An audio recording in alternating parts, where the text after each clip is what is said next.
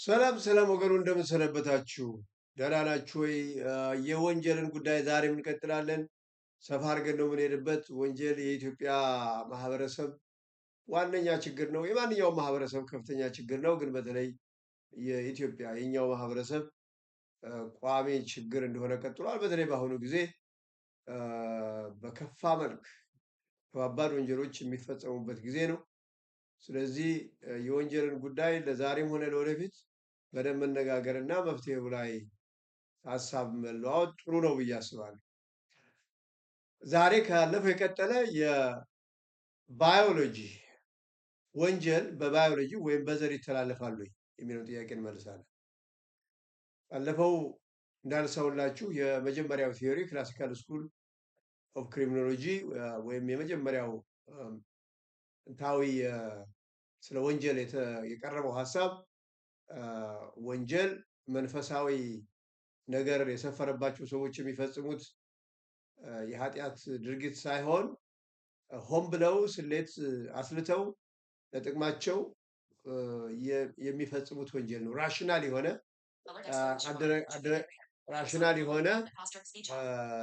በሆነ መንገድ የሚፈጸም ነገር ነው እንጂ በመንፈስ ተገፋፍቶ የሚፈጸም አይደለም የሚለውን የሴዛር ቤካሪያን ቲዮሪ ነግሬያቸዋል። ሁለተኛው ቲዮሪ የሎምብሮሶ ባዮሎጂካል ቲዮሪ ነው። በሎምብሮሶ ቲዮሪ መሰረት ወንጀል የሚፈጸምበት ምክንያት ወይም የወንጀል መንስኤ የሰዎች ተፈጥሯዊ ሁኔታ ነው የሚል ነው። ምን ማለት ነው? አንዳንድ ሰዎች በተፈጥሯቸው ከዘራቸው የሚወርሱት በጣም ኤንሸንት የሆነ ኋላ ቀር የሆነ ባህሪ ያላቸው ጄኔቲክ ነው። ያንን ጥንታዊና ያልሰለጠነ ባህሪ በውስጣቸው ይዘው ነው ወንጀል የሚፈጽሙት እና እንደዚህ ያሉ ሰዎች በተለይ ለየት ያለ ስነ ህይወታዊ ባዮሎጂካል ሜካፕ ያላቸው ሰዎች አሉ፣ ወንጀል የመፈጸም ዝንባሌ ያላቸው የሚል አመለካከት ያለው ሰው ነው እና ባዮሎጂካል ቲዮሪ የምንለው እሱን ነው። ሁለት መስመር አለው ክርክሩ። አንደኛው ትክክል ነው፣ የተወሰኑ ባህሪዎቻችን፣ አስተሳሰባችን and feelings, thoughts and behavior በተፈጥሯችን በጄኔቲክ በሆነው ሁኔታችን ማንነታችን ውስጥ ሜካፓችን ውስጥ ባዮሎጂካል ሜካፓችን ውስጥ የሚመጡ ናቸው። መሰረታቸው ስራቸው እዛ ነው። ስሜቶቻችን፣ ባህሪዎቻችን፣ አስተሳሰቦቻችን በተፈጥሯዊ ማንነታችን ውስጥ የሚበቅሉ ናቸው። ስለዚህ አንድ ወንጀል የሚፈጽም ሰው ከተፈጥሮ ማንነቱ ጋራ የተያያዘ ባህሪ ስላለው ነው የሚፈጽመው የሚል ክርክር ያላቸው ሰዎች አሉ። ይህን የሚቃወሙት ሰዎች ግን አንድ ሁለት ሶስት ምክንያት ይሰጣሉ። አንደኛ ወንጀል ማህበራዊ ባህሪ ነው፣ ሶሻል ቢሄቪየር። ማህበራዊ ባህሪ አይወረስም፣ በዘር ሊመጣ አይችልም። በህብረተሰቡ ውስጥ ባሉ ሁኔታዎች ሶሻል ኮንዲሽንስ ኤክስፒሪየንስስ ጋራ በተያያዘ የሚፈጸም ነገር ከኢንቫይሮንመንት ጋር በተያያዘ በሚመጡ ምክንያቶች የሚፈጸም ወንጀል በዘር ሊመጣ አይችልም፣ በባዮሎጂ ሊመጣ አይችልም። አንድ ምክንያታቸው ይሄ ነው። ሶሻል ቢሄቪየር ካን ኔቨር ቢ ኢንሄሪትድ፣ ጄኔቲክ ሊሆን አይችልም። ሁለተኛው ምክንያት ይሄ አይነት ቲዮሪ በጣም መጥፎ ለሆኑ ፖለቲከኞችና ክፉ ፖሊሲ ለሚከተሉ ፖለቲከኞች አደገኛ መስመር ነው ይላሉ። ምክንያቱም የተወሰኑ ባህሪ ያላቸውን የህብረተሰብ ክፍሎች እንደ ወንጀለኛ በመቁጠር ለጥፋት አልፎ አልፎም ለጄኖሳይድ ሊጋብዝ ይችላል። የናዚን ዘመን እንደ ምሳሌ ያቀርባሉ። ሂትለር ወይም ናዚዎች አይሁዶችን ለመጨረስ የአእምሮ ችግር ያለባቸውን ሰዎች ለመጨረስ የተጠቀሙበት ዘዴ ይሄ ነው። የተወሰኑ የህብረተሰብ ክፍሎች ተፈጥሯቸው ኢንፌሪየር ነው፣ ጄኔቲካሊ ችግር አለባቸው፣ ሜንታሊ ኢንፌሪየር ናቸው። ስለዚህ እነዚህ በህብረተሰብ ውስጥ ቢዋለዱ ወይም ቢራቡ የህብረተሰቡን ሜካፕ ሊያበላሹ ይችላሉ እና እነዚህ ማጥፋት አለብን ብሎ ነው ሂትለር ያን ሁሉ ሰው የጨረሰው። ስለዚህ ለእንደዚህ ያሉ ሰዎች እንደዚህ ያለ ኢቭል ሜንታሊቲ ላላቸው ፖሊሲ ሜከርስ መንገድ ይከፍትና ለጄኖሳይድ እና ለእልቂት ሊጋብዝ ይችላል። ይሄ ባዮሎጂካሊ ኦሪየንትድ የሆነ አመለካከት እና ትክክል አለም የሚል ነው። ሁለተኛው ምክንያታቸው በአሜሪካ ዩጄኒክስ የሚባል ፕራክቲስ ነበረ። ዩጄኒክስ ማለት ኢንፌሪየር የሆነ ጄኔቲክ ዝርያ ያላቸው የሚባሉ ሰዎች እንዳይራቡ መከልከል ማለት ነው። ዩጄኒክስ እነሱ ዲስካሬጅ ማለት ሪፕሮዲውስ እንዳያደርጉ እንዳውም እስከ አቦሊሽን ድረስ የዘለቀ እርምጃ ሁሉ ተወስዷል በአሜሪካ ነገር። ማኮላሸት ሁሉ ነበር።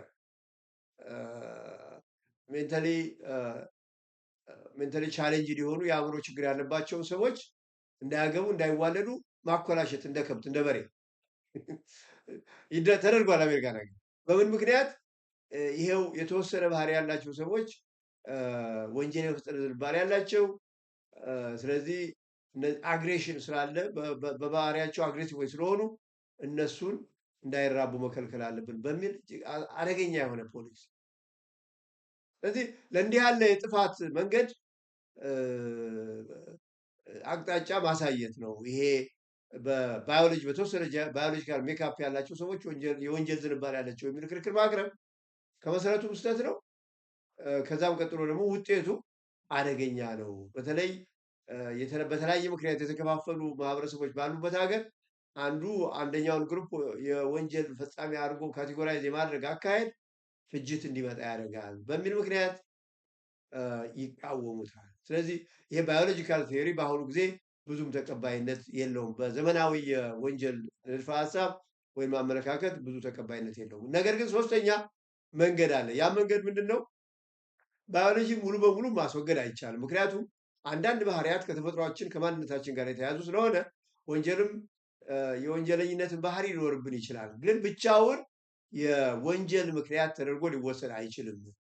ከቢኤስአይ ይሉታል ባዮ ሶሻል ኢንተራክሽን ባዮሎጂ ነው። ኤስ ሶሻል ነው። አይ ኢንተራክሽን። ባዮሎጂም ተፈጥሯችን ከማህበረሰብ ጉዳዮች ጋር ሁኔታዎች ጋር ለምሳሌ ከወንጀል ከሚፈጽሙ ቡድኖች ጋር ሲቀላቀሉ የሶሻል ምክንያት ነው። ማንነታቸው ጋር የተያያዘ ደግሞ የወንጀል ዝንባሌ ካላቸው ባዮሎጂካል ነው። የመስተጋብሩ ወደ ወንጀል ሊያመራቸው ይችላል።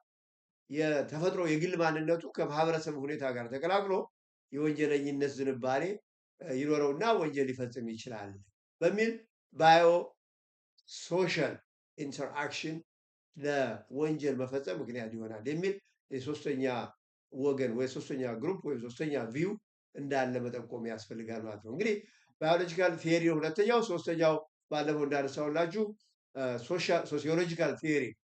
የሶሲዮሎጂካል ቲዮሪ ባዮሎጂካል ቲዮሪን አይቀበልም። መነሻው ምንድነው? ወንጀል የሚመጣው ከህብረተሰብ ሰዎች በተፈጥሯቸዋል ህብረተሰብ ውስጥ ካሉ ሁኔታዎች ጋር በተያያዘ የሚመጣ ባህሪ ዴቨሎፕ የሚደረግ ባህሪ። ወጣቶች ከወንጀለኞች ጋር ሊገናኙ ይችላሉ። ወይም ደግሞ ህብረተሰብ ከቤተሰብ ጋር በተያያዘ ችግር ያለባቸው ሊመጡ ይችላሉ። ወይም ደግሞ ቤተሰብ ሲፈርስ በአጉል ሁኔታ ያደጉ ልጆች ወደ ወንጀል የሚሄድ ስብዕና ሊኖራቸው ይችላል። መንገድ ላይ ሲወጡ አሁንም ለወንጀል በማህበራዊ ቀውሶች ምክንያት የሚመጣ ነገር ነው ወንጀል እንጂ በተፈጥሮ በባዮሎጂ በምን በዘር የሚመጣ አይደለም የሚለው አስተሳሰብ ሶሲዮሎጂካል አመለካከት ወይም ማህበረሰብ ነክ ወይም ማህበረሰባዊ አመለካከት ሚዛን የሚደፋ አስተያየት ሆኖ ይታያል ማለት ነው። እንግዲህ ቲዮሪን በተመለከተ የክሪሚኖሎጂ ወንጀልን ንድፈ ሀሳብ ወይም አመለካከቶችን በተመለከተ በተለይ ቀደም ያሉትን በዚሁ አበቃና ምናልባት በዘመናችን በጣም ተቀባይነት አለው የሚባል ቲዮሪ አለ። እሱን ከነገርኳችሁ በኋላ በቀጥታ ወደ ህግ ወንጀል ከህግ አንጻር ምን መልክ እንዳለው፣ እንዴት እንደሚቋቋም፣ እንዴት ማኔጅ እንደሚደረግ ወዘተ ዓላማውን የመከላከል ዓላማዎቹ ባጭሩ እናይና ከዛ ወደ ኢንተርናሽናል የወንጀል ህጎች ወይም የወንጀል ህግ ከአገር በቀል ወንጀሎች ጋር አዛምደን የምንመለከትበትን ዝግጅት አቀርብላችኋለሁ ማለት ነው። ለዛሬው በዚሁ ልሰናበታችሁ ነው። ባይ ባይ።